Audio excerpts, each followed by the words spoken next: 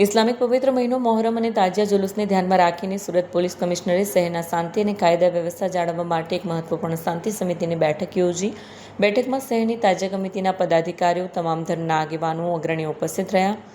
Police વિભાગના વરિષ્ઠ અધિકારીઓએ પણ બેઠકમાં ભાગ લીધો હતો। બેઠક દરમિયાન પોલીસ કમિશનરે કાયદો અને વ્યવસ્થા જાળવવા માટે ભાર મૂક્યો છે। શાંતિપૂર્ણ વાતાવરણ માટે પરસ્પર સંવાદ અને સહિષ્ણુતા જાળવવી, તાજિયા વિસર્જન સ્થળો પર ટ્રાફિક વ્યવસ્થા અને સુરક્ષા ગોઠવી દેવાઈ છે। બેઠકમાં તમામ સમુદાયના આગેવાનોએ પોલીસને સહકાર આપવાની ખાતરી કરી છે। પોલીસ કમિશનરે નાગરિકોને અપીલ કરી છે કે કોઈ પણ અફવા પર ધ્યાન ન આપે અને તાત્કાલિક પોલીસ હેલ્પલાઇન પર સંપર્ક કરે।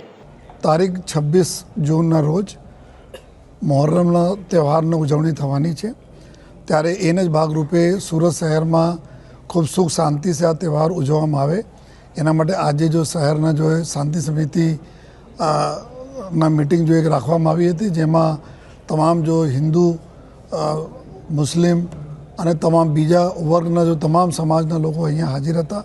અમારા તમામ અધિકારીઓ હાજર રહીને એકબીજા સાથે સારા કોઓર્ડિનેટ કરીને જોઈએ કોઈ તકલીફ નહીં પડે અને ખૂબ સૌહાર્દપૂર્ણ વાતાવરણમાં આ તહેવાર પૂર્ણ થાય જોઈએ એની સમગ્ર જો ચર્ચાઓ કરવામાં આવી જોઈએ।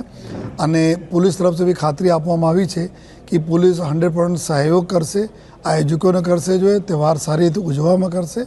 અને આયોજકો તરફથી, આગેવાનો તરફથી બી ખૂબ આપણને ખાતરી મળી છે કે કોઈ પણ કચાશ આ લોકો બી નહીં રાખશે પોલીસને મદદ કરવામાં, જેથી કે આપણા શહેરમાં જો સુરત શહેર સૌથી ઝડપથી વિકસતું શહેર છે એના મુખ્ય કારણ છે કે અહીંયાના ખૂબ સરસ કાયદાની વ્યવસ્થા તો આ જાળવવામાં પબ્લિક અને પોલીસ બંને મળીને જો આ કામ કરી રહી છે, કરશે પણ જોઈએ, જેથી આપણે સુરત શહેરમાં આવનાર 3-4 મહિનાઓમાં જો ઘણા બધા જો તહેવારો આવે છે ખૂબ સારી રીતે શાંતિપૂર્ણ રીતે પૂર્ણ થાય।